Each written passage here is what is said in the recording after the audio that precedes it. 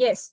So the question is, three charges are there and the distance between them is 0, d by 2 and d from the origin on the x-axis. If the net force experienced by plus q placed at x is equal to 0 is 0, then the value of q.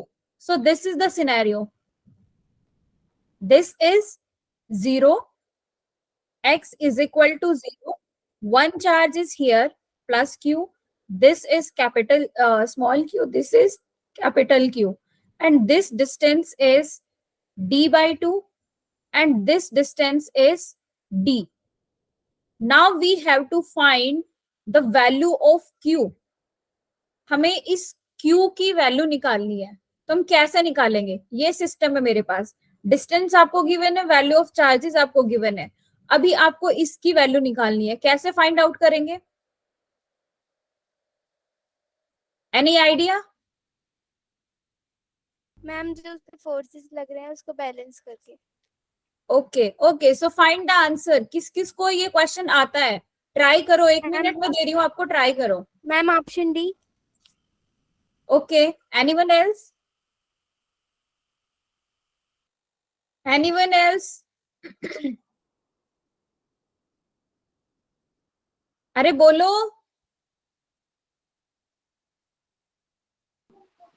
I'm doing, ma'am एक minute. क्या? Ma'am कर रहा हूँ। Okay okay, try it.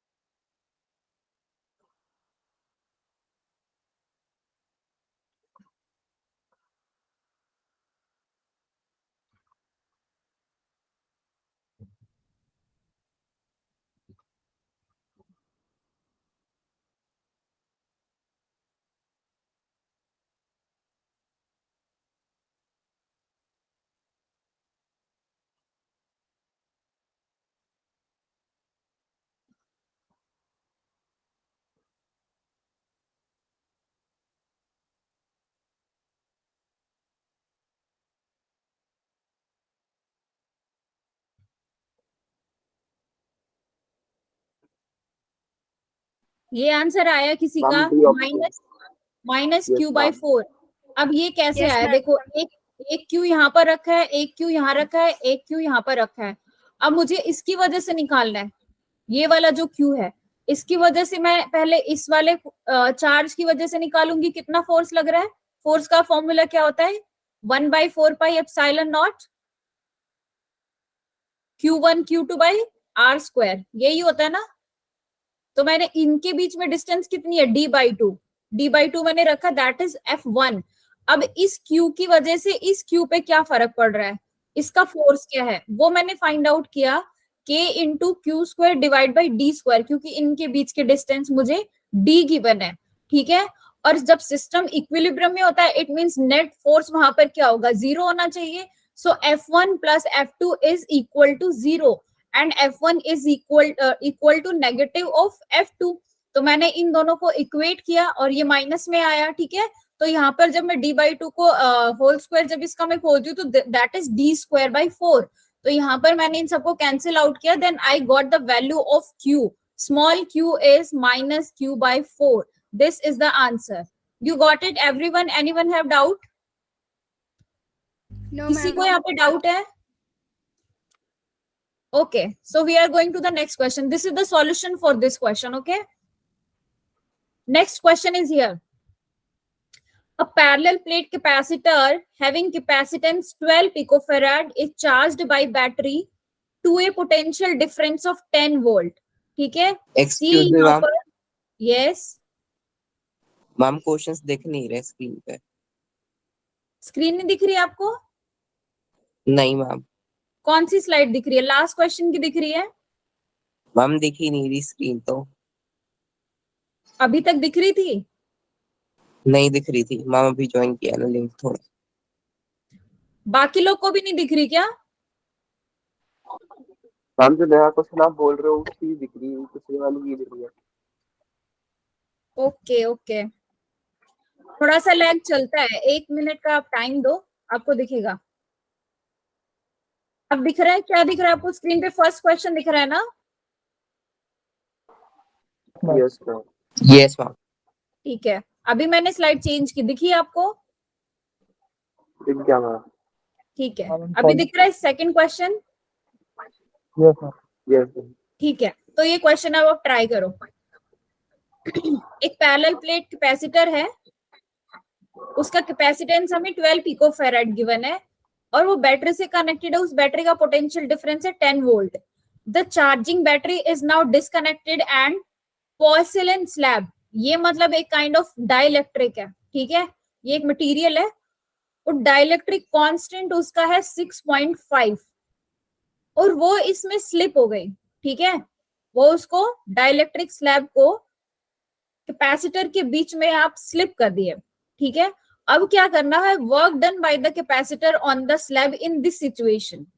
Work done हमें निकालना है capacitor का on this slab. क्या होगा? सबसे पहले आपको वर्क डन का फॉर्मूला पता होना चाहिए। क्या होता है वर्क डन ऑफ कैपेसिटर? जितना डेटा आपको गिवन है, वर्क डन का फॉर्मूला किसी को भी याद? हाफ सीवी स्क्वायर, और बैटरी से करते हैं तो और भी होता है ना इसके formula, Q square by 2c भी होता है।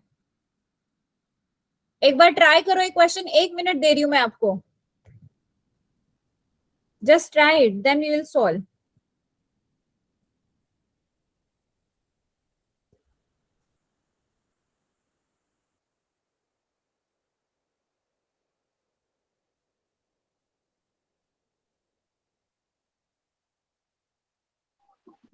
हम ऑप्शन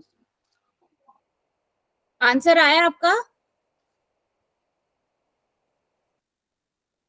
क्या आंसर है ये बताओ।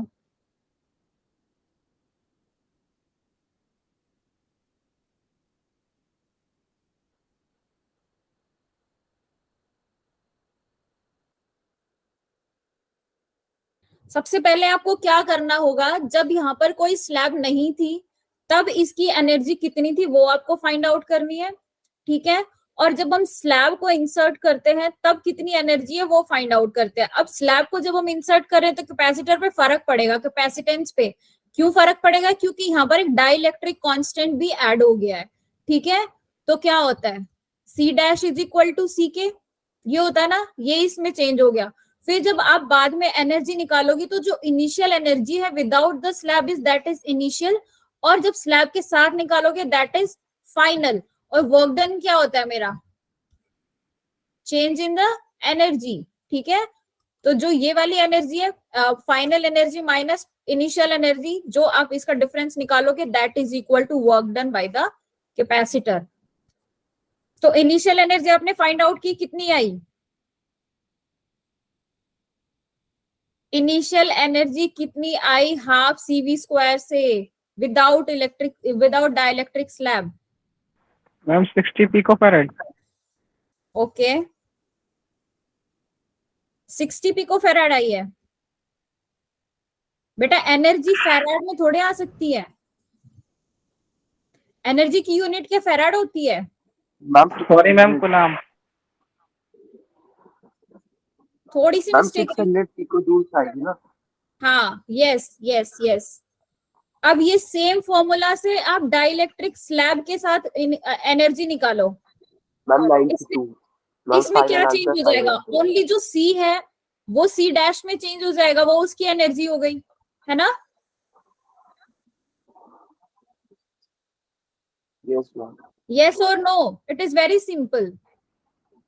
Yes ma'am. After slipping the slab, c is changed into c dash, और ये k से मल्टीप्लाई हो जाएगा c के, ठीक है, अब वापस से इस सी डैश की वैल्यू इसमें रखोगे, half c dash v square, ये दोनों आ जाएंगे, इनका डिफरेंस निकालो, that will be the work done by the battery, by the capacitor. Ma'am A option. A option, okay. और किसी का ए ऑप्शन आया है 508 पिको जूल, किसी का ये ऑप्शन है? कितने लोगों का है?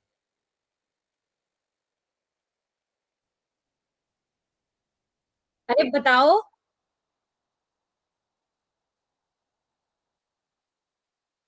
तन्मय एंड महक, ओके ठीक है, हम देखते हैं ये क्वेश्चन अब। हाँ, तो इनिशियल एनर्जी क्या था? Half c v square. Screen दिख रही है आपको? स्क्रीन दिख रही है कि नहीं? Yes ma'am. यस है। मैम। ओके, सो सी की वैल्यू कितनी थी? 12 पिकोफेराड। मैंने इस फॉर्मूला में पुट कर दिया हाफ इंटू 12 इंटू 10 इंटू 10, ठीक है, 6 से cancel, 600 picojule is the energy when there was no dielectric slab, और after the slab final energy is same half q square by c dash, और सेम फॉर्मूला में आप रखोगे, ठीक है। अब यहाँ पर c डैश मेरा क्या हो गया है? kc, क्योंकि यहाँ पर डाइलेक्ट्रिक कांस्टेंट है, मैंने उसको मल्टीप्लाई किया, दिस इज, ये जो आपको दिख रहा है ना 10 minus 12, exactly it is 10 raise to power minus 12 है, ठीक है, ये थोड़ा मिसप्रिंट हो गया है, ओके। तो इसको आप कंसीडर करें, इतना तो आप समझ ही सकते हैं कि ये 10 माइनस 12 यहाँ पर हो ही नहीं सकता, तो 10 raise to power minus 12 farad है, okay. So this is final energy half into Q square by 2c, ठीक है, ये आपने यहाँ पर इसका फॉर्मूले में पुट की values, then this is the final energy and work done is equal to final energy minus initial energy. तो आप ये इसमें 600 picojoule minus 92 picojoule, that answer is 508 picojoule, ठीक है। इट वाज वेरी सिंपल, समझ में आया सबको? यहाँ तक किसी को डाउट है क्या? यस और no? Yes ma'am. Okay, so here is next question, try it. An electric field of 1000 volt per meter is applied to an electric dipole at an angle of 45 degree, ठीक है। Electric field given है आपको 1000 volt पर metre, question not visible. क्या question not visible. Question नहीं दिख रहा आपको? No ma'am. Okay, last slide दिख रही है आपको? Yes, ma'am. सॉल्यूशन वाली। ओके बेटा, थोड़ा सा टाइम दो, दिखेगी। क्वेश्चन बोल लो। An electric field of 1000 volt per meter is applied to an electric dipole at an angle of 45 degree, ठीक है। इलेक्ट्रिक डाइपोल है, वो इलेक्ट्रिक फील्ड में रखा है 45 डिग्री के एंगल पे, लाइक दिस, ये एंगल है इसका 45 degree. The value of electric dipole moment is 10 raise to power minus 29 coulomb metre. Value of electric dipole moment is 10 raised to power minus 29 coulomb meter. Then what is the potential energy of the electric dipole? वहां पर आपको क्या निकालनी है? Potential energy निकालनी है। Potential energy का formula पता है आपको इलेक्ट्रिक डाइपोल का? Yes ma'am. क्या होता है? हम kp cos theta by r square। वो पोटेंशियल एनर्जी का फॉर्मूला है, वो इलेक्ट्रिक फील्ड का है बेटा। सोचो एक बार, थोड़ा सा और दिमाग पे जोर डालो। जनरल फिजिक्स में तो यही होता है ना, kp cos theta by r square। आपको स्लाइड दिख रही है? Yes ma'am. ठीक है, ठीक है। पोटेंशियल एनर्जी फॉर्मूला इज, बाकी किसी बच्चे को याद है?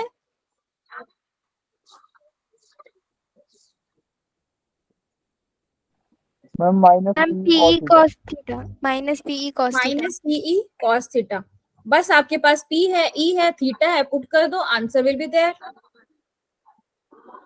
मैम B ऑप्शन है आंसर। Answer is B. और किस Yes, किस का ma'am. बी आया? ओके, बाकी बच्चों को सॉल्व करने दो बेटा। इस फॉर्मूला में पुट करो minus E dot E cos theta. Theta is 45 degree here, cos 45 is 1/√2।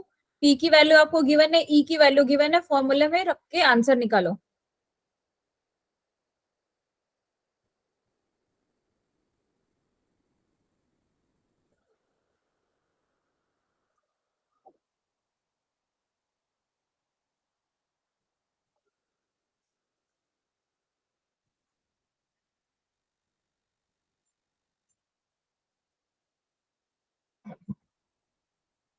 So this is the answer.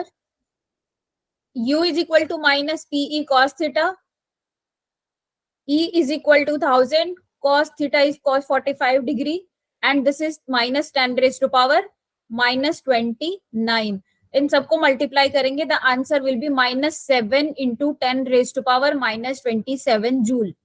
ठीक है, this is the potential energy of the electric dipole which is placed in the electric field of 1000 volt per meter.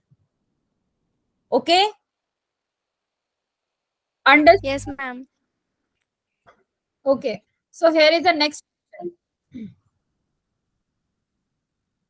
दिख रहा है next question आपको? Yes, ma'am. Okay, okay, try it. A solid conducting sphere having a charge q is surrounded by an uncharged conducting hollow spherical shell. ये एक solid conducting sphere है, ठीक है, इसको एक शेल जो है वो सराउंड कर रही है बाहर से, इसका चार्ज q है. Let the potential difference between the surface of the solid sphere and that of the outer sphere of the hollow shell be v. यहां से इस सरफेस का और इस सरफेस का पोटेंशियल डिफरेंस है v. If the shell is now given a charge of -4q. अब ये आउटर शेल जो है इसको चार्ज मिल गया है -4q. What is the new potential difference between the two surfaces? इन दोनों सरफेसेस के बीच का पोटेंशियल डिफरेंस अब क्या होगा वो फाइंड आउट करो.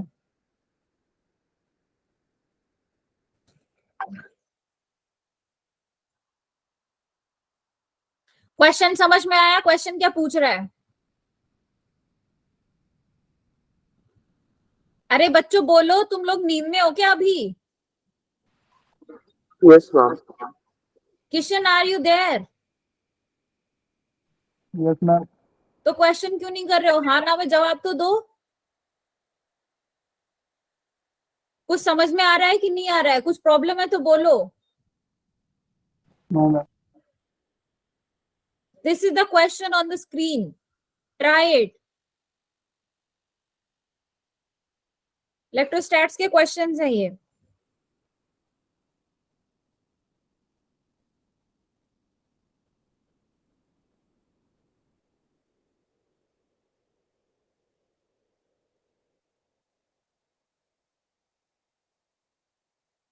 ट्राइंग और नॉट? आपको जब आउटर सरफेस पर -4q चार्ज दे दिया तब आपको पोटेंशियल डिफरेंस निकालना है बिटवीन द टू सरफेसेस.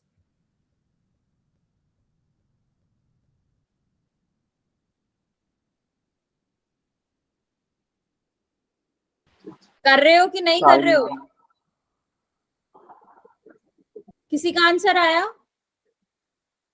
एक minute. Okay okay.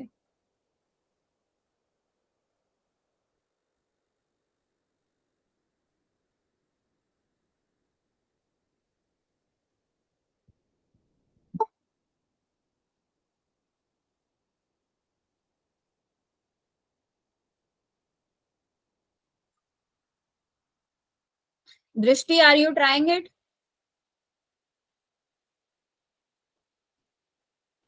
Ma'am, option B. Option B B. और D? B. B. B, are you saying B? V? Yes, ma'am. ठीक है. और किसी का आया ये आंसर?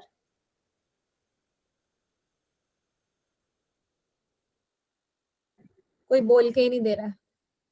देखो, जब कोई चार्ज नहीं था उस पर, ठीक है। So this is the inner shell, this is outer shell, radius है। अब पोटेंशियल का फॉर्मूला आपको पता है क्या होता है, के क्यू बाय आर, ठीक है। तो this is A surface, this is B surface, V A minus V B निकालेंगे पहले जब इस पर चार्ज प्लस क्यू है, और जब -4q चार्ज होगा तब हम निकालेंगे। तो फर्स्ट केस में क्या चार्ज बन रहा है, क्या पोटेंशियल बन रहा है, इसका क्या हो गया, इसके सरफेस का के क्यू बाई ए, ठीक है।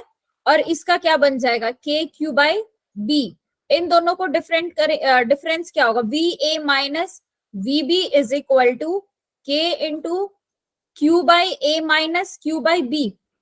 फर्स्ट केस में ये है जब मैंने इसको कोई चार्ज नहीं दिया है इस शेल को, ठीक है। लेकिन इन सेकंड केस जब मैंने यहाँ पर -4q चार्ज रख दिया, जब 4q चार्ज रख दिया तो क्या हो जाएगा, अब ये वाले सरफेस के लिए देखो, इस वाले सरफेस के लिए क्या होगा, एक तो इस q की वजह से और एक इस q की वजह से दो पोटेंशियल बनेंगे इसके पास, ठीक है।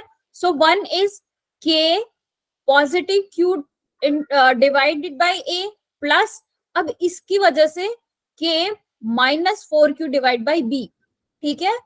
वी ए डैश मैं लिख रही हूं यहाँ पर के क्यू ए प्लस के -4q by b. This is the potential of the conducting sphere due to the charge plus q and due to the charge -4q। ये था a के लिए। अब हम b के लिए फाइंड आउट करते हैं। b के लिए भी सेम, इसके लिए पहले इस चार्ज की वजह से क्या पोटेंशियल होगा, के क्यू बाय बी, इसकी रेडियस b है सेंटर से, और 4q के लिए क्या हो जाएगा, प्लस के -4q बाय बी। सिंपल। अब इन दोनों का डिफरेंस निकाल लो, V A dash minus V B dash, ठीक है। तो ये क्या हो जाएगा, K q A minus K q by B, okay. And ये सेम क्या आ रहा है, V A minus V B, V A minus V B जो फर्स्ट केस में हमारा आया था वही तो हो रहा है, ठीक है। तो इसका आंसर क्या हो जाएगा, वी। यहां पर मेरे पास क्या बचेगा, इनका potential difference will be only V. Okay, समझ में आया कि नहीं आया। So option B is correct option here, option B is the correct answer. Yes और नो, समझ में आया कि नहीं आया। Yes ma'am. Yes ma'am. Okay, so here is the next question. Slide दिख रही है ना आपको, अरे स्क्रीन विजिबल है कि नहीं है। हम नेक्स्ट मैम क्वेश्चन लास्ट पे वाली जाएंगे। स्लाइड है। ओके ओके, अभी देखिए fifth question. Yes ma'am. Yes ठीक है। Ma'am. So the question is voltage rating of a parallel plate capacitor is 500 volt, ठीक है। पैरेलल प्लेट कैपेसिटर है, उसके लिए वोल्टेज मुझे गिवन है 500 वोल्ट। इस dielectric can withstand of maximum electric field is, maximum electric field given है 10⁶ volt per meter, ठीक है। The plate area is, area of the capacitor plate is 10⁻⁻4 metre square है। What is the dielectric constant if the capacitance is 15 picofarad? अगर यहाँ पर dielectric constant मुझे find out करना है if the capacitance is 15 picofarad, कैसे find out करेंगे, आपको सारी चीजें गिवन है, आपको डाइलेक्ट्रिक कांस्टेंट निकालना है। दिमाग लगाओ कैसे निकाल सकते हैं। सबसे पहले कैपेसिटेंस का फॉर्मूला क्या होता है भाई, C is equal to epsilon naught A by D, होता है ना। Yes ma'am. वो भी आपको डेटा गिवन है उसके हिसाब से। हाँ बेटा, मैम बी ऑप्शन। ओके ठीक है, वेट, बाकी लोग का आया क्या, बाकी लोग का क्या आंसर आया। C is equal to epsilon naught A by D formula होता है। इस फॉर्मूला से आप इसको कैसे फाइंड आउट करेंगे, कैपेसिटेंस को, सॉरी डाइलेक्ट्रिक कांस्टेंट को। Try it, I am giving you 1 minute.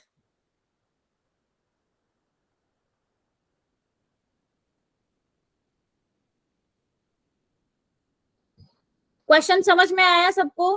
8.5 is the correct answer, but you have to solve it. इतनी जल्दी कैसे सॉल्व कर लिया बेटा आपने? मैम यहाँ पे c equal to k epsilon और a बाई d होगा ना, तो उससे k की वैल्यू आ जाएगी। यस मैम मैंने यस, इसमें कैलकुलेटर का यूज कर लिया था। कैलकुलेटर से करा है, मैम बस ये वाला करा है, थोड़ी जल्दी आ रही थी।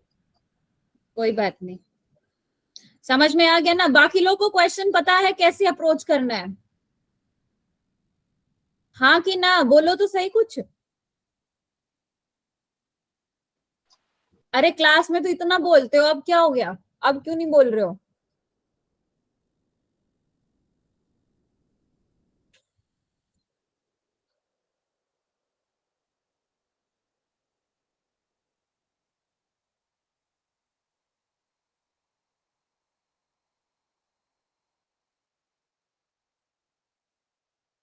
दृष्टि, आप ट्राई कर रहे हो क्वेश्चन?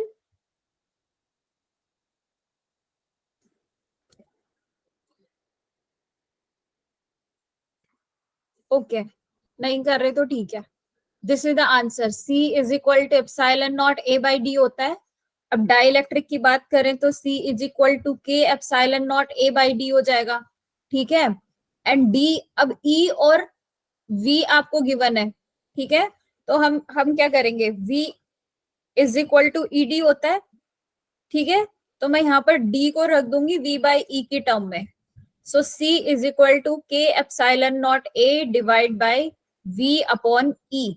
अब यहाँ से के की वैल्यू मुझे फाइंड आउट कर रही है, so K is equal to C V divided by epsilon naught A E, ये इसका फॉर्मूला बनेगा। अब इसके आपको सारे नंबर्स गिवन है, वो आपको यहाँ पर पुट करने हैं और आंसर फाइंड आउट करना है। एप्सिलॉन नॉट की वैल्यू भी आपको क्वेश्चन में गिवन है 8.85 इंटू 10⁻12, ठीक है। सी की वैल्यू गिवन है, वी की वैल्यू गिवन है, एप्सिलॉन नॉट ए आपके पास है, ई आपके पास है, ए और एरिया भी आपके पास है, ठीक है। जब इन सबको पुट करोगे that answer will be 8.5। Okay, is it clear to you? Yes ma'am. इतने सिंपल क्वेश्चन तो करा रही हूँ यार, तुम लोग इसमें भी घबरा गए हो। स्क्रीन दिखाई दे रही है जो क्वेश्चन मैंने अभी सॉल्व किया आपको? यस बस Yes, यही ma'am. बोलो। नेक्स्ट क्वेश्चन दिख रहा है, 6th क्वेश्चन। नेक्स्ट क्वेश्चन दिख रहा है? Yes ma'am. Okay, okay. So the question is, the bob of a simple pendulum has a mass of 2 gram and a charge of 5 coulomb. It is at rest in a uniform horizontal electric field of intensity 2000 volt per meter. ठीक है? At equilibrium, the angle that the pendulum makes with the vertical is. Equilibrium condition में ये pendulum कितना angle बनाएगा? ठीक है, एक Bob है, पेंडुलम। पेंडुलम कैसा होता है? ऐसा होता है ना, ये इसका बॉब है, इसका मास है m is equal to 2 gram and q is equal to 5 coulomb, ये गिवन है। अब ये यूनिफॉर्म हॉरिजॉन्टल इलेक्ट्रिक फील्ड में है, ठीक है, तो इक्विलिब्रियम कंडीशन में ये कितना एंगल बनाएगा? मान लो मेरा बॉब यहां पर आ गया अब, ठीक है, तो वर्टिकल के साथ ये कितना एंगल बनाएगा so that it is in equilibrium condition. ये टेंशन लग रही है, ये स्ट्रिंग अटैच्ड है, ठीक है, this is mass mg, okay, and this is tension. अब इसमें बताओ इक्विलिब्रियम कंडीशन में ये वर्टिकल के साथ कितना एंगल बनाएगा बॉब, मतलब ये वाला थीटा में फाइंड आउट करना है। कैसे करेंगे इक्विलिब्रियम कंडीशन अगर गिवन है तो?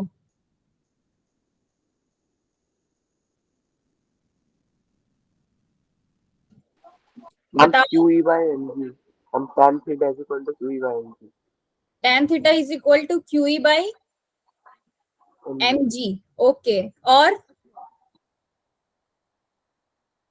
और किसी को?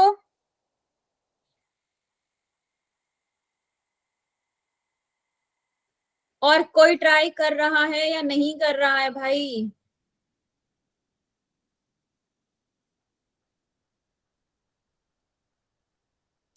मान लीजिए मेरा पेंडुलम यहां पर है, बॉब यहाँ है, ठीक है, दिस इज एंगल थीटा, तो ऑल्टरनेट एंगल से this is also angle theta, this is T. अब टी के मैं कंपोनेंट्स रिजोल्यूशन करती हूँ, ठीक है। सो दिस इज, जिस एक्सिस के साथ थीटा, वहां पर क्या कॉस थीटा आ जाएगा, इधर क्या आ गया टी साइन थीटा, ठीक है।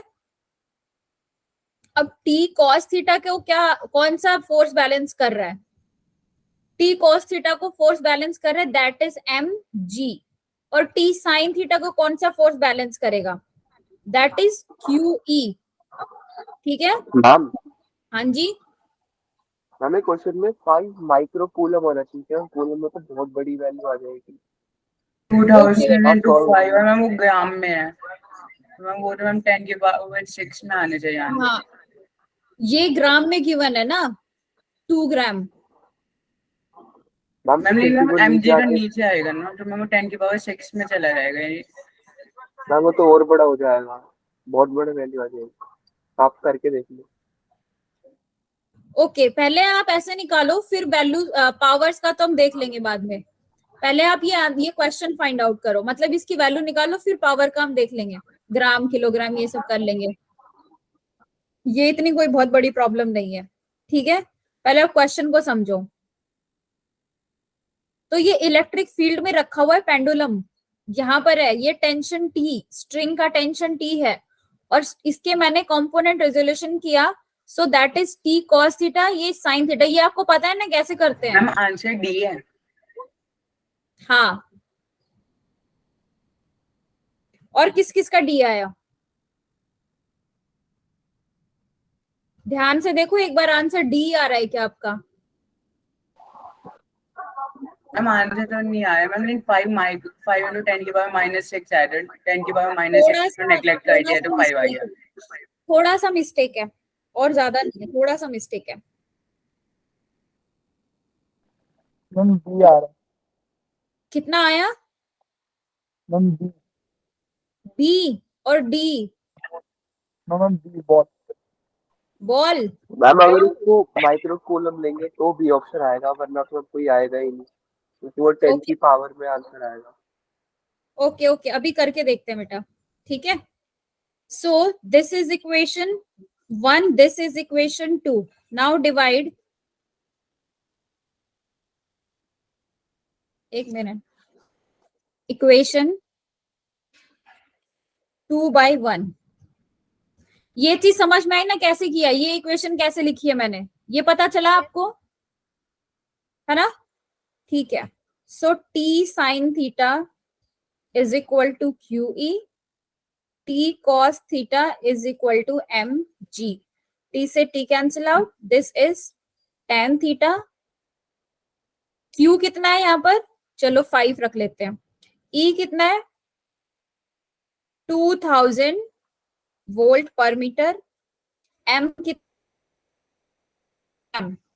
ठीक है। तो अगर मैं इसको किलोग्राम में चेंज करूंगी तो 2 into 10⁻³ हो गया, ठीक है। और जी कितना है यहाँ पर 10, अब करके देखते हैं इसको, मैम 5 into 10 की पावर 6 आएगा, 10 की।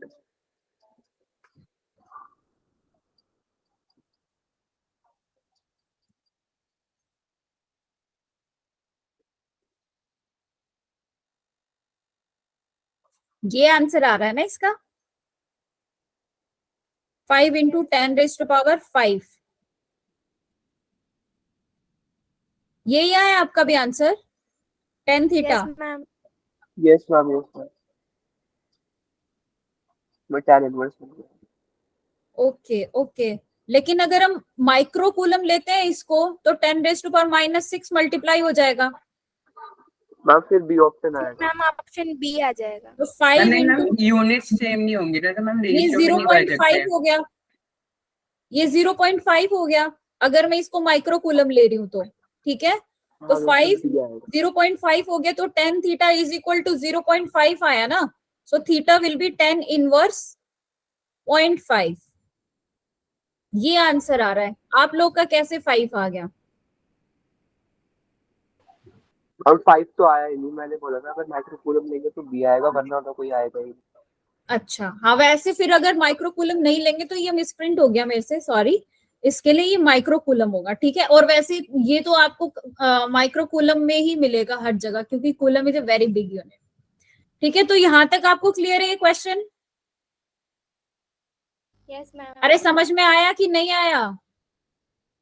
Yes ma'am. Yes ma'am. दो ही बच्चे बोल रहे हैं यस मैम, बाकी पता नहीं कहाँ चले गए। दिस इज इट सॉल्यूशन, देख लेना, ठीक है। सो द नेक्स्ट क्वेश्चन,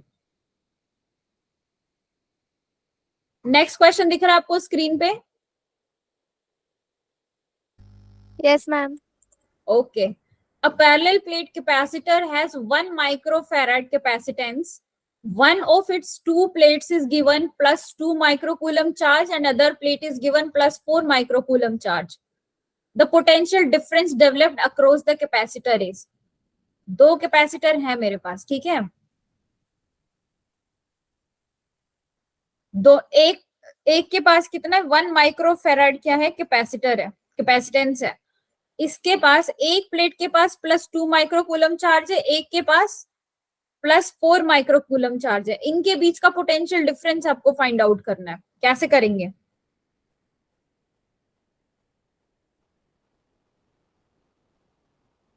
कैसे करेंगे भाई? Ma'am D. Ma'am 1/16 volt. क्या हो गया?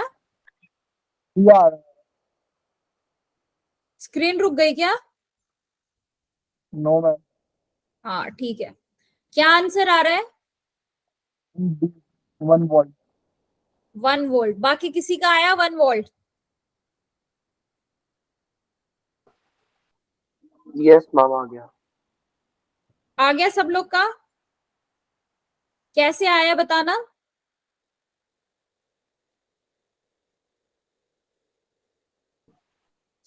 अरे कैसे आया, मैम इलेक्ट्रिक एक्सप्लेन करो जरा, चार्ज में बोलो बोलो।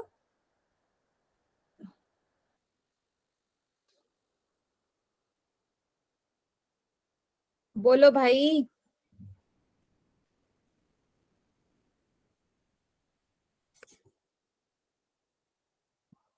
ओके तो देखो, ये दो प्लेट गिवन थी, ठीक है। एक को प्लस 4 माइक्रोकूलम चार्ज गिवन है, एक को 2 माइक्रोकूलम चार्ज है। अब पोटेंशियल डिफरेंस फाइंड आउट करना है, V1 और V2। इलेक्ट्रिक फील्ड इनकी वजह से, जब इसमें चार्ज डिफरेंस है तो वहां पर उनके बीच में इलेक्ट्रिक फील्ड भी होगी, ठीक है। इसकी वजह से 2 माइक्रोकूलम की वजह से इधर है, 4 माइक्रोकूलम की वजह से इधर है। और पोटेंशियल डिफरेंस क्या होता है, V is equal to E D होता है ना, E is equal to V by डी, आपको पता है, ठीक है। तो V1 इसकी वजह से पोटेंशियल निकालो और इसकी वजह से निकालो। V1 minus V2 is equal to E1 minus E2 into D, ठीक है। डी क्या है, इनके बीच की डिस्टेंस। सो V1 माइनस V2। अब ये शीट है, मैं इनको एक अलग अलग शीट की तरह ट्रीट कर रही हूँ। तो एक कंडक्टिंग शीट का क्या होता है, सिग्मा बाई 2 एप्सिलॉन नॉट। ये सिग्मा इसका बाय 2 एप्सिलॉन नॉट। क्या हो गया, समझ आ रहा हाँ है ना? Ma'am sigma bye 2 epsilon not आता है, हाँ, फिर इसका इसके लिए नेट आ सिग्मा जाएगा 1 बाई 2 एप्सिलॉन और नॉट, इसके लिए कितना हो जाएगा, सिग्मा 2 बाई 2 एप्सिलॉन नॉट। बस ये आ गया मेरे पास, इनका डिफरेंस निकाल लो and that will be answer. अब सिग्मा क्या होता है, सिग्मा इज इक्वल टू, ये क्या सरफेस चार्ज डेंसिटी है, so q by area, q by A, ठीक है, सरफेस चार्ज डेंसिटी है। सो यहाँ पर मैंने सिग्मा 1 को रख दिया Q1 by A, so Q1 D divide by 2 epsilon naught A minus Q2 D divide by 2 epsilon naught ए। इसमें आप किन की वैल्यूज रखो, आंसर आपका आ जाएगा, ठीक है। That answer will B 1 volt. Clear, समझ में आ गया? कितना सिंपल क्वेश्चन था, इतने सिंपल क्वेश्चन करा रही हूं मैं आपको अभी। यस और नो, आगे बढ़ूं? Yes ma'am. यस ठीक है, this is the next question. 8th question दिख रहा है आपको स्क्रीन पे? अरे हाँ कि ना? Yes ma'am. ट्राई करो फिर। A capacitor with a capacitance of 5 microfarad is charged to 5 microcoulomb. C भी इतना ही है, Q भी इतना ही है.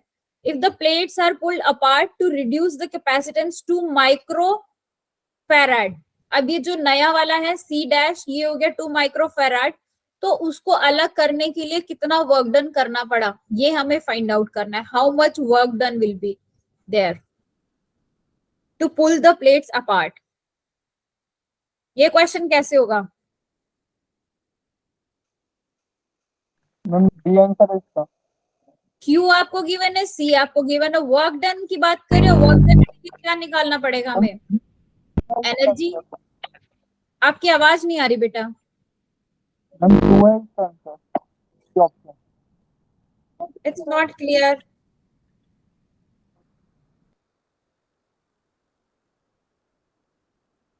आंसर बता रहे हो या कुछ पूछ रहे हो? आपकी आवाज सही नहीं आ रही.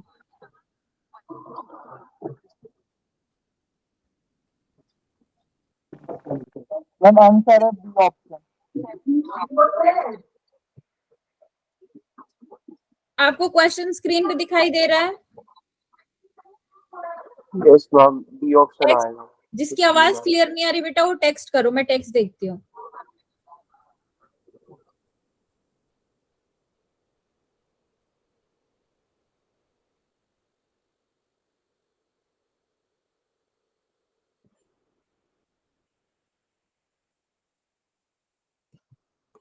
ओके, सो ट्राई करो इस क्वेश्चन को. वर्क डन पूछा है, तो वर्क डन के लिए हमें एक ही चीज पता है क्या करनी होती है. Work done is change in the potential energy. तो इसके एनर्जी का फॉर्मूला क्या होता है? अगर बी आप ऑप्शन आएगा. Q और C गिवन है तो क्या हो जाएगा? Q² by 2C. ठीक है, तो निकालो. क्या ऑप्शन आया? बी. Yes ma'am. ओके, और किसी का आया?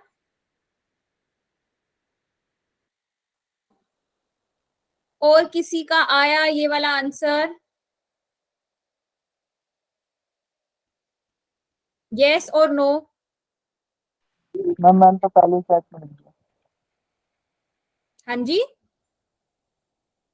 मैम मैंने तो पहले सेट में. मुझे समझ नहीं आ रहा क्या कह रहे हो.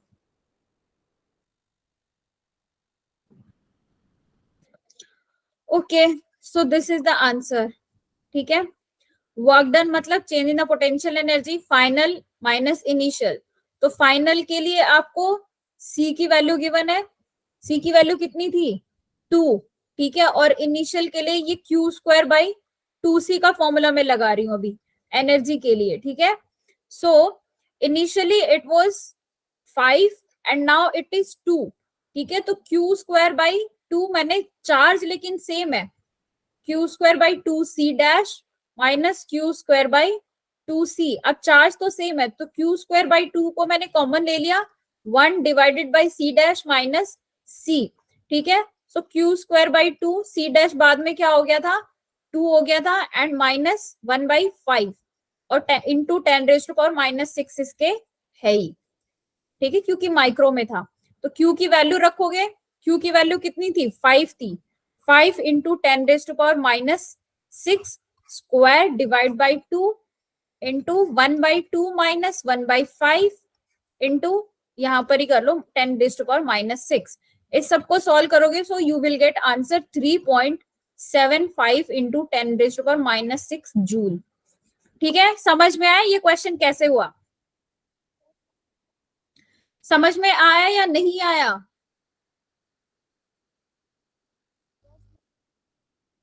अरे बोलो.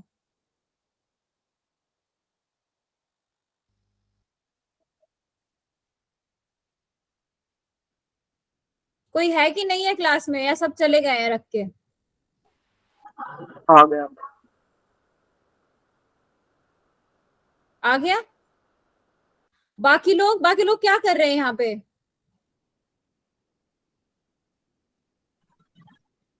हम क्लास ले रहे हैं. क्लास ले रहे हैं तो फिर बोल क्यों नहीं रहे? क्लास में तो बोलना पड़ता है ना. मैम मैंने तो आंसर कर लिया ना, तो हम मेरे को तो पहले से ही आ रहा था. अरे तो हाँ ना तो बोल दो भाई, क्योंकि ये ऑफलाइन थोड़े है कि मुझे शक्ल देख के समझ में आ जाएगा.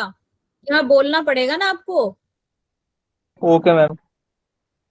हाँ, नेक्स्ट क्वेश्चन दिख रहा है आपको स्क्रीन पे? A parallel plate capacitor of capacitance 90 picofarad is connected to a battery of EMF 20 volt. ठीक है, एक पैरेलल प्लेट कैपेसिटर है, उसको मैंने एक बैटरी से कनेक्ट कर दिया है, उसका कैपेसिटेंस है 90 पिकोफैराड, बैटरी का क्वेश्चन पोटेंशियल शो नहीं हो रहा शो नहीं हो रहा। मैम, आपकी स्क्रीन शो हो रही है वो क्लास की। ओके ओके, थोड़ा सा टाइम दो, हो जाएगा। अब दिख रही है स्क्रीन? No ma'am. अभी भी नहीं दिख रही? No ma'am.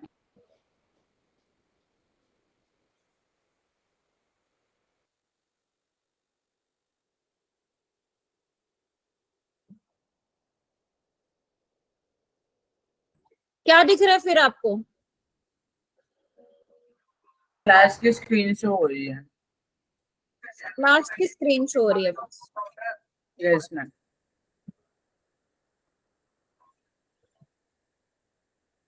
अभी मैं चेंज कर रही हूँ तो दिख रहा है आपको चेंज किया हुआ?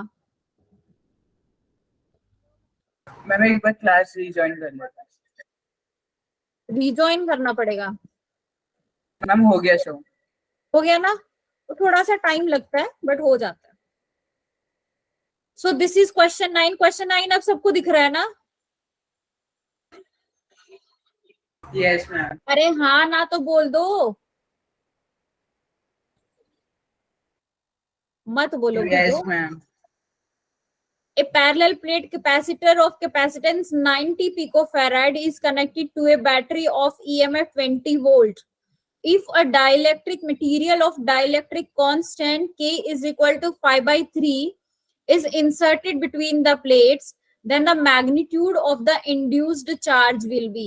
जो चार्ज इंड्यूस होगा उसका मैग्नीट्यूड कितना होगा अगर मैंने उस पैरेलल प्लेट कैपेसिटर में एक डाइलेक्ट्रिक स्लैब को इंसर्ट किया है, ठीक है, और इसकी वैल्यू है 5/3 और C की वैल्यू है 90 पिकोफैराड एंड V यहाँ पर 20 वोल्ट है। तो इंड्यूस चार्ज की वैल्यू मुझे निकालनी है, क्या होगी? क्वेश्चन क्लियर है? Yes ma'am. यस मैम, ठीक है, तो मुझे आंसर क्लियर करो।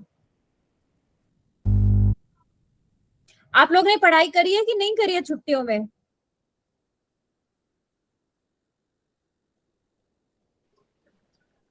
अरे बताओ। हाँ, थोड़ी बहुत मैम। थोड़ी बहुत। तो ज्यादा क्या किया है? जब पढ़ाई थोड़ी बहुत हुई है तो ज्यादा क्या किया? गेम खेले हैं आपने? आपको पता है ना मैम ए आंसर। 3 जुलाई को टेस्ट है, आपको पता है ना? थर्ड को है मैम कौन सा टेस्ट में हमको तो नहीं बताया। 3 जुलाई का टेस्ट आपको नहीं पता? मैम मुझे लग रहा है 1 को है। No ma'am. नहीं, 3 को, 1 को तो कोई आएगा ही नहीं ना, सैटरडे है उस दिन। तुम लोग वैसे ही नहीं आते हो।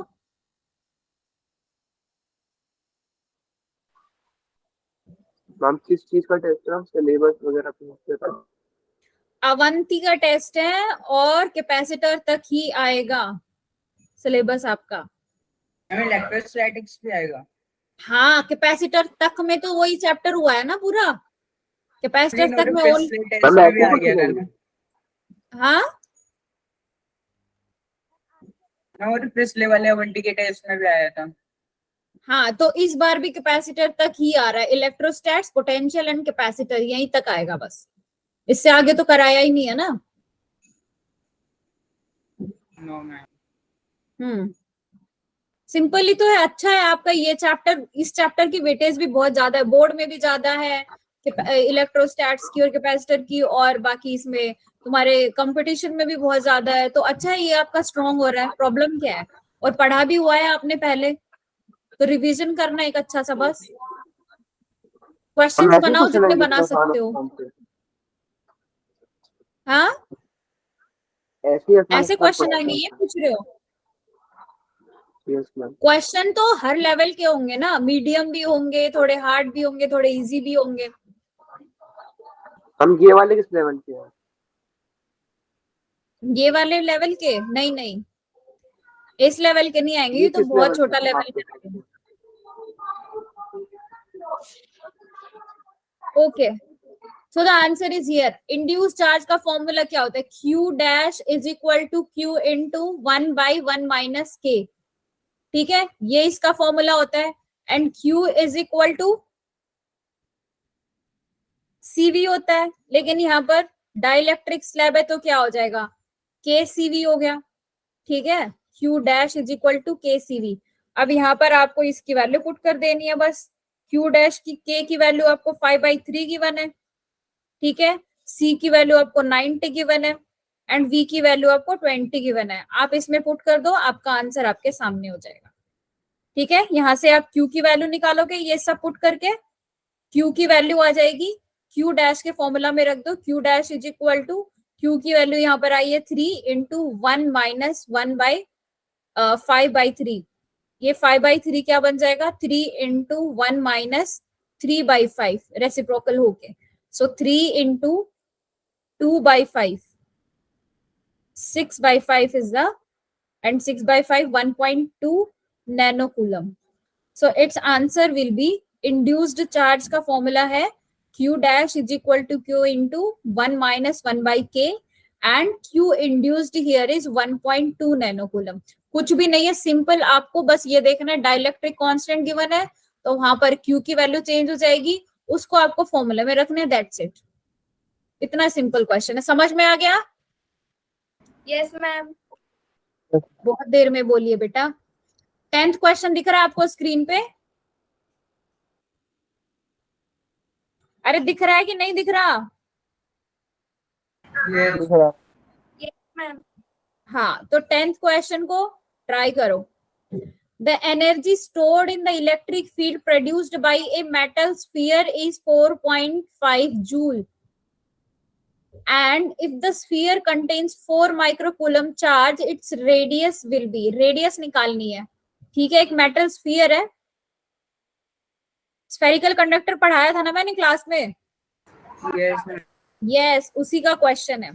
Energy stored in the electric field produced by a metal sphere is 4.5 joule and the sphere contains 4 microcoulomb charge, then find its radius। R आपको फाइंड आउट करनी है, बहुत सिंपल क्वेश्चन है, थोड़ा सा दिमाग लगाओ।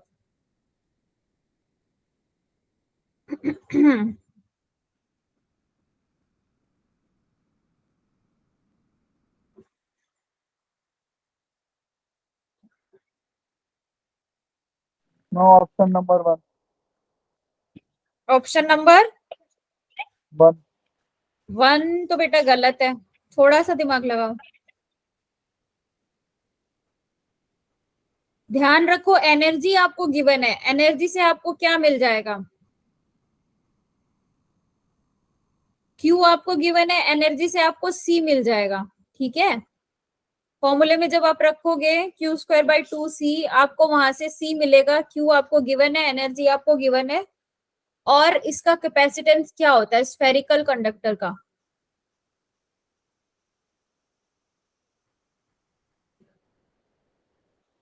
Capacitance of spherical conductor ma'am 20 आया, हम बी ऑप्शन। कितना आया? B। यस कैसे किया है जरा बताना। Ma'am 3/5 K Q²/R equal to 4.5। Then इसमें से R की वैल्यू आ जाएगी। Ma'am value put. Value put करी। अच्छा, और किसी ने ट्राई किया ये क्वेश्चन? आंसर नंबर 3 है सर। क्या बोल रहे हो? 3, ऑप्शन नंबर 3 है सर। सी? हाँ। सी मतलब 16 millimetre you are saying? Yes, ma'am. Yes ma'am. अच्छा, ये तो बिना ही सॉल्व करे बोल रहा है, जो भी बोला है। देखो, ये आंसर है। हमें एनर्जी गिवन है, एनर्जी का फॉर्मूला क्या होता है? Q²/2C। Q मेरे पास गिवन है, लेकिन c गिवन नहीं है, तो यहाँ से मैं c की वैल्यू फाइंड आउट कर लूंगी, ठीक है। 2c into 4.5 is equal to Q square, c is equal to Q square divide by 4.5 into 2, ये आ गया। अब कैपेसिटेंस ऑफ स्फेरिकल कंडक्टर क्या होता है, 4 पाई एप्सिलॉन नॉट r, और ये कैपेसिटेंस क्या है, क्यू स्क्वायर बाय 4.5 इंटू 2, इन दोनों को क्या इक्वल कर देंगे, 4 pi epsilon naught r is equal to Q square by 2 into 4.5, और यहाँ से r क्या लिख सकते हैं, Q square divide by 2 into 4.5 into 4 pi epsilon naught, ठीक है। अब इनकी वैल्यूज आप फाइंड आउट करोगे, सब आपको गिवन है, 4 पाई एप्सिलॉन नॉट की आपको पता है वैल्यू क्या है, ठीक है, क्यू आपको पता है क्या है, सी की वैल्यू आपको पता है क्या है। अब जो सारी चीजें जो भी पता है उन सबको मल्टीप्लाई कर दो, ठीक है। ये सब क्वेश्चन कैलकुलेशन पार्ट तो आप कर ही सकते हो, so answer will B 16 millimetre. Ma'am 1/4 bye epsilon not होगा। हाँ, वो इसलिए लिया है ना क्योंकि 4 pi epsilon 1/4 pi epsilon naught की वैल्यू हमें पता है। अरे हाँ, ये इधर जाके डिवाइड में हो जाएगा, ये ऐसे ही तो हो जाएगा, r will be equal to this into 1/4 pi epsilon naught, ठीक है, ये 1 बाई होगा, और 1/4 पाई एप्सिलॉन नॉट की वैल्यू होता है 9 इंटू 10 रेज टू पावर 9। अब ठीक है, अब ठीक है क्या? Yes, ma'am. किसी को कोई डाउट इसमें?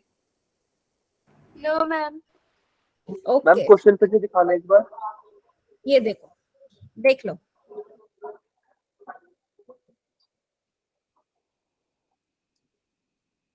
मम्मी आप इसका फॉर्मूला दिखाना है, कौन सा? हम जो दिखाया था आपने भी। मैम इसे उस वाले फॉर्मूले से नहीं कर सकते हैं मैम, चार्ज मैम इसको इलेक्ट्रिक फील्ड के फॉर्मूले से तो कर सकते हैं। हाँ बिल्कुल कर सकते हो, बिल्कुल कर सकते हो। एनर्जी के फॉर्मूले हमारे पास और भी तो है, हाफ CV स्क्वायर, उससे भी कर सकते हो। Square by 2r। हाँ बिल्कुल कर सकते हो।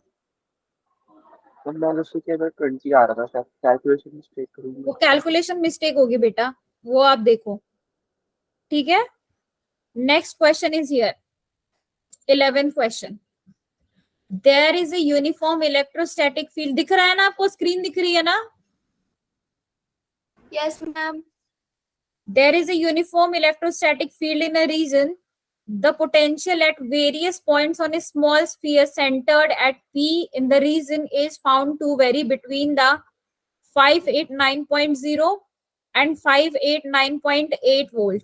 What is the potential at a point on the sphere whose radius vector makes an angle of 60 degree? Then with the direction of the field. तो हमें यहाँ पर क्या निकालना है, पोटेंशियल निकालना है। इलेक्ट्रिक फील्ड की माने कि इलेक्ट्रिक फील्ड मेरी वेरी, ये पोटेंशियल वेरी कर रहा है, ठीक है। वी डेल्टा वी आपको गिवन है 589.8 एंड 589.0, ठीक है। थीटा यहाँ पर 60 डिग्री है, एंड आपको फाइंड आउट करनी है जब 60 डिग्री होगा तब क्या बनेगा पोटेंशियल। एक सेकेंड बेटा,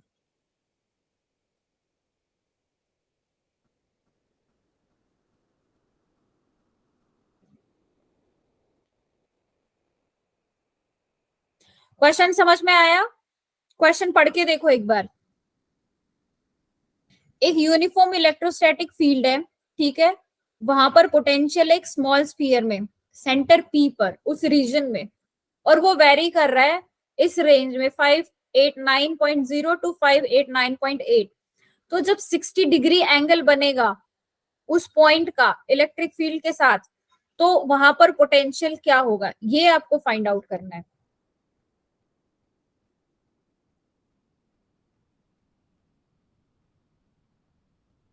मैम 58 589.4। कैसे आया? मैम वो cos थीटा 1/2 होता है, इन दोनों का डिफरेंस लेके मैम उससे यानी cos थीटा से मल्टीप्लाई कर देंगे। Very good, very good. So we can write delta V is equal to E dot D, है ना, और delta V is equal to ED cos theta. इन दोनों का डिफरेंस लेंगे, डेल्टा V cos 60 डिग्री कितना हो जाएगा 1/2, ठीक है, तो इन दोनों का डिफरेंस कितना है 1.8 इंटू कॉस 60 डिग्री मतलब 1/2।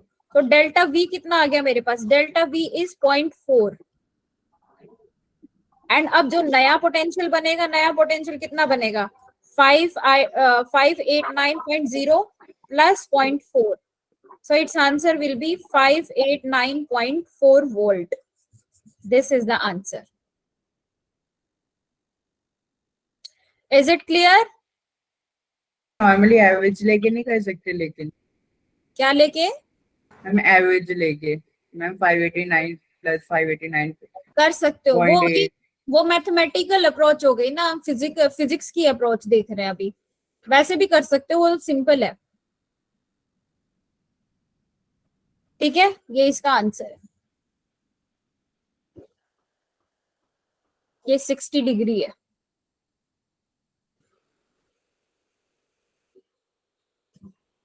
Okay, so next question is here. A parallel plate capacitor is made of two circular plates separated by a distance of 5 millimeter with the dielectric constant is 2.2 between them. ठीक है, दो circular plate के capacitor हैं मेरे पास, उनके बीच की distance है 5 millimetre and इनके बीच में एक डाइलेक्ट्रिक कांस्टेंट है, डाइलेक्ट्रिक स्लैब है, उसका है dielectric constant 2.2। When the electric field in the dielectric is 3 into 10 raised to power 4 volt per meter, then the charge density of the positive plate will be close to. Charge density निकालनी है वहां पर हमें।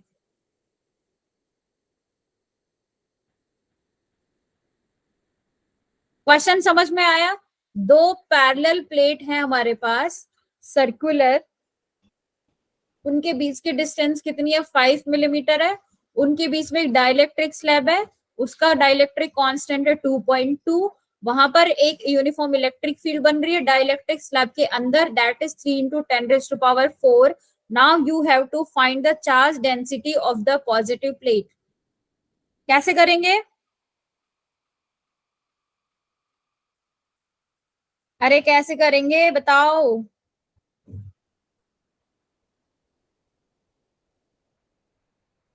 क्या ma'am वो capacitor ना वो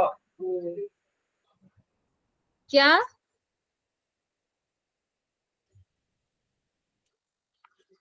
ma'am dielectric का फॉर्मूला होता है ma'am sigma by epsilon naught. वो डाइलेक्ट्रिक का होता है? श्योर? मैम इलेक्ट्रिक फील्ड का। Electric field due to ma'am वो infinitely long plates on. Okay then ठीक है, फिर उसको कैसे यूज किया?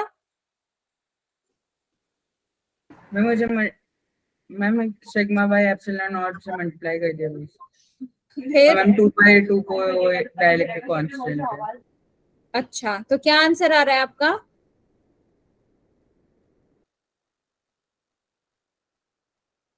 What is the answer then? Solve करके तो देखो।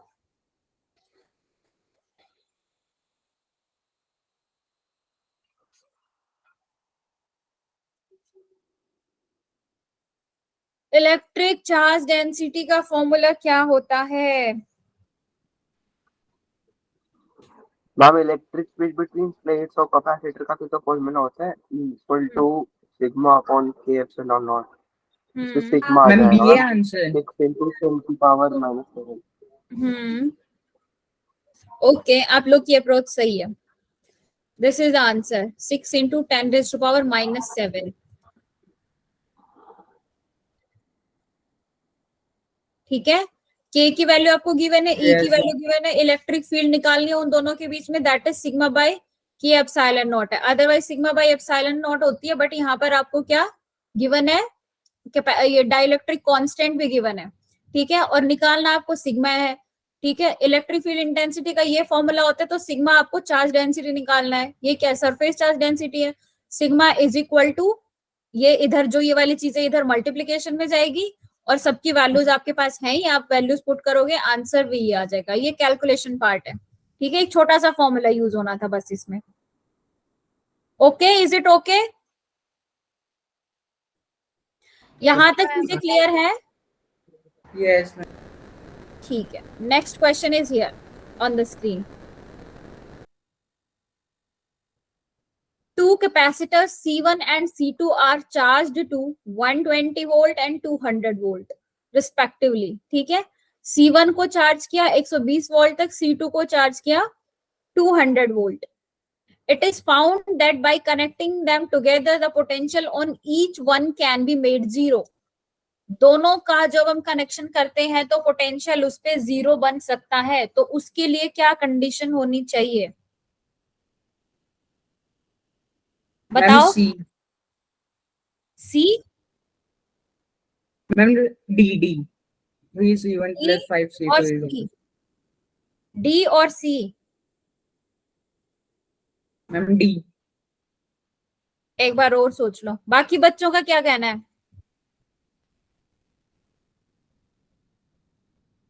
बाकी बच्चों का क्या कहना है यहाँ पर?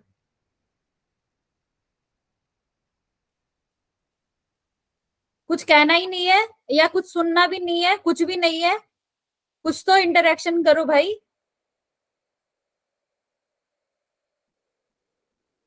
अरे बोलो. मैम अरे गलत सही कुछ तो बोलो.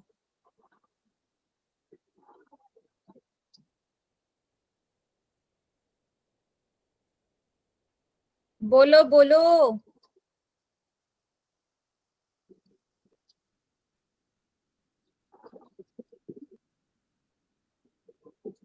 जब पोटेंशियल जीरो हो जाएगा तो दोनों का चार्ज सेम होना चाहिए. Q1 is equal to Q2, क्योंकि चार्ज तभी फ्लो करता है जब वहां पर पोटेंशियल डिफरेंस होता है. लेकिन यहाँ पर पोटेंशियल जीरो है तो चार्ज क्या सेम होना चाहिए.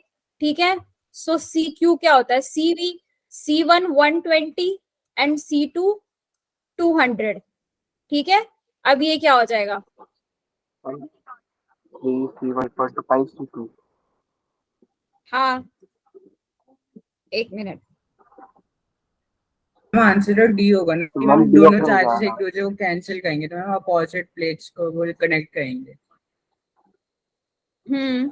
मैम बट तो नेगेटिव.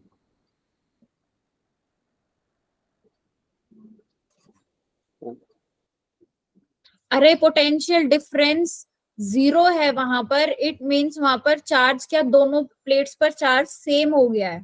ठीक है, कहने का मतलब ये है जब दोनों चार्ज सेम हो जाएगा तब ये उसमें हुआ. कोई पोटेंशियल डिफरेंस नहीं रहेगा, पोटेंशियल डिफरेंस उस पे जीरो हो जाएगा. तो इस कंडीशन में यहाँ पर charges will be same on both the plates.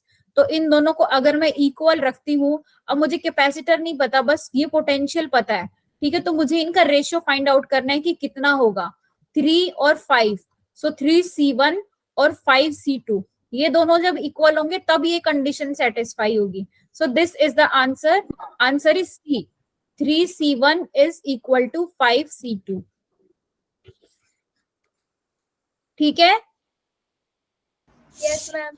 जब कनेक्ट करते हैं तो चार्ज डिस्ट्रीब्यूट हो जाता है ना. हमने क्वेश्चन भी करे हैं कि जब हम उनको कनेक्ट करते हैं तो चार्जेस रिडिस्ट्रीब्यूट होते हैं और वो इक्वल अमाउंट में रिडिस्ट्रीब्यूशन हो रहा है, मतलब वो प्रोपोर्शन उनका सेम रहता है चार्जेस का. तो यहाँ पर मुझे प्रोपोर्शन, ये इनकी अमाउंट नहीं पता लेकिन मुझे इसका प्रोपोर्शन पता है और ये पता है कि दोनों का प्रोपोर्शन सेम है, इक्वल है.